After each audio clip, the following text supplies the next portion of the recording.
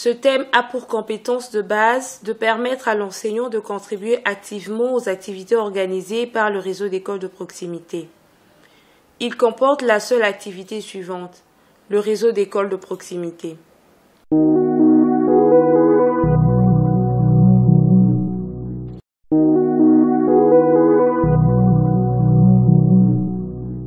À l'issue de cette activité, vous serez capable de définir le concept réseau, proximité, réseau d'écoles de proximité, de démontrer l'importance d'un réseau d'écoles de proximité, de citer les critères et les procédures de sélection du coordonnateur du réseau d'écoles de proximité, de décrire le fonctionnement d'un réseau d'écoles de proximité, d'énumérer les conditions de réussite d'un réseau d'écoles de proximité, d'identifier les acteurs impliqués dans le réseau d'écoles de proximité, d'expliquer le rôle et les responsabilités de chacun des acteurs impliqués dans le réseau d'écoles de proximité.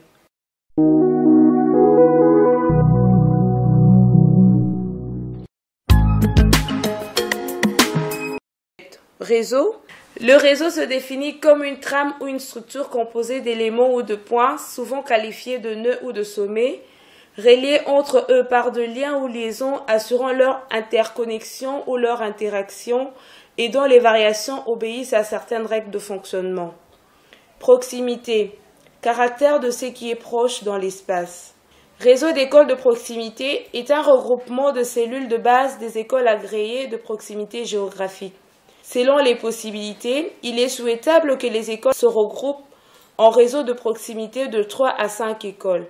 Il s'agit donc d'une structure de réflexion et de concertation qui cherche à promouvoir les échanges pédagogiques professionnels entre collègues au centre-ville, les écoles du même quartier et à l'intérieur de province, celles séparées à une distance de 2 à 10 km.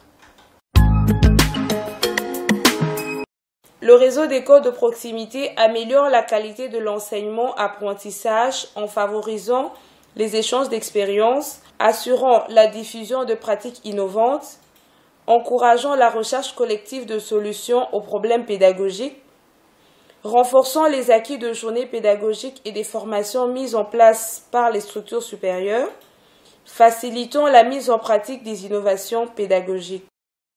Les activités d'un réseau d'écoles de proximité sont purement pédagogiques parce qu'elles contribuent à l'amélioration de la qualité des enseignements-apprentissages. Elles doivent s'inscrire dans le cadre de grandes orientations nationales, régionales ou locales en matière de didactique ou de pédagogie et doivent contribuer à la réalisation de visions consensuelles d'un enseignement-apprentissage de qualité.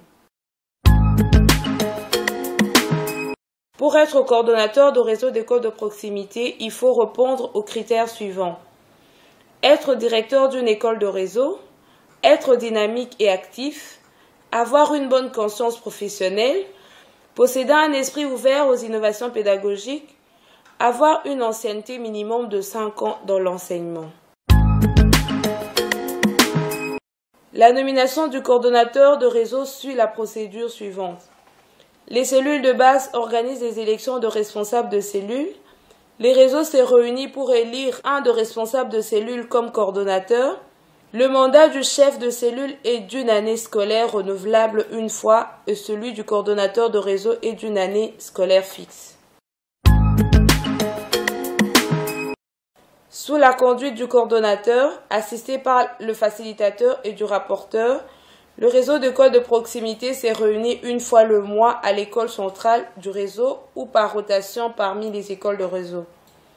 Les objectifs assignés à ces rencontres sont échanger entre écoles sur les questions pédagogiques, partager et enrichir les expériences des écoles, élaborer et suivre un projet pédagogique. Acteurs impliqués dans le réseau d'écoles de proximité. Ils sont 6 à savoir le sous-prophète, l'IANSPOL, l'inspecteur itinérant, le conseiller d'enseignement, le directeur d'école, les enseignants. Un membre de réseau d'écoles de proximité doit assidûment et permanemment remplir les tâches suivantes. Coordonner les activités de l'administration, participer à des séances de formation continue, appuyer les enseignants à finaliser leurs projets pédagogiques, Appuyer le développement professionnel des enseignants par l'auto-formation. Rendre compte à la communauté locale des résultats obtenus des actions menées dans le cadre du système d'auto-formation. Autre acteur clé d'un réseau d'écoles de proximité, le facilitateur. Un facilitateur est une personne dont le rôle est précisément d'aider à gérer un processus d'échange d'informations. Il ou elle aide à conduire le débat sans donner lui-même les réponses. Il oriente plutôt le débat pour que les participants découvrent eux-mêmes les solutions aux problèmes posés. La participation de tous les membres du groupe est suscitée afin de favoriser une véritable communication. Voici ces activités. Mettre tous les participants en confiance, créer une ambiance de collaboration mutuelle, assurer que le débat tourne autour de questions sur la table et non autour de personnes. Bref, expliquer une bonne andragogie ou le mode d'échange entre enseignants dans un forum d'échange pédagogique soit de type démocratique. Autre acteur, le rapporteur. Dans le fonctionnement d'un réseau d'écoles de proximité, le rapporteur a pour rôle de prendre des notes pendant les réunions en suivant les grandes lignes de la conversation. Il doit en outre s'assurer que le groupe s'organise pour la prochaine réunion, noter les tâches à exécuter avant celle-ci, les thèmes à y développer, la date, l'heure, les lieux, le nom de facilitateur et du rapporteur de la prochaine réunion.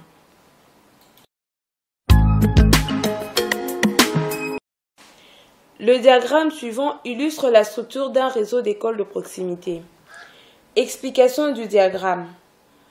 Le grand diagramme représente le réseau d'écoles de proximité, tandis que le petit diagramme à l'intérieur, CB1, CB2, CB3, CB4, CB5, représente les cellules de base qui sont des écoles. Les cellules de base au sein desquelles on retrouve les unités pédagogiques UP1, UP2, UP3, CCB sont dirigées par le chef de la cellule de base CB. Au-dessus de tout cet ensemble et pour la supervision se trouve le coordonnateur du réseau. Les enseignants figurent dans cet organigramme non pas comme une entité à part, mais leur présence voudrait tout simplement justifier qu'ils peuvent effectuer aussi des échanges entre eux sans suivre la rigidité des structures formelles. Un enseignant de première année, par exemple, peut aussi consulter celui de la 6e année et vice-versa.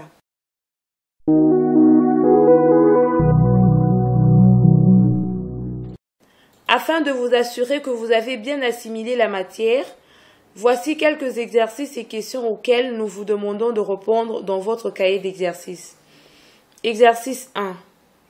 Définissez le concept réseau, proximité, réseau d'écoles de proximité.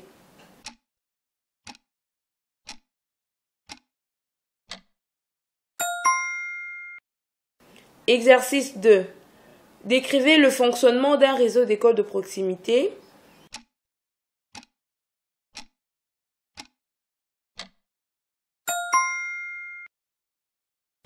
Quelle est l'importance d'un réseau d'écoles de proximité?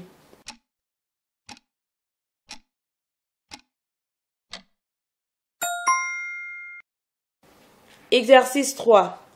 Expliquez le rôle et les responsabilités des acteurs de réseau d'écoles de proximité.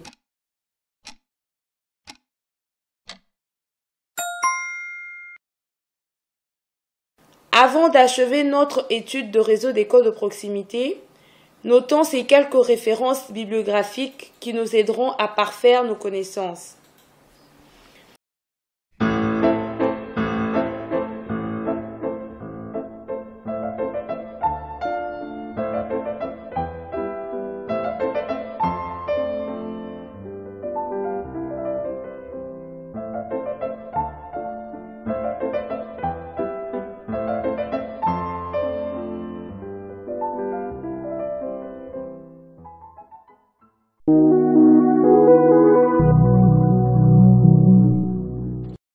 Dans l'activité que nous venons de terminer, nous avons appris les fonctionnements des réseaux d'écoles de proximité, les définitions, l'importance, les critères de sélection, les fonctionnements, le rôle de chaque acteur.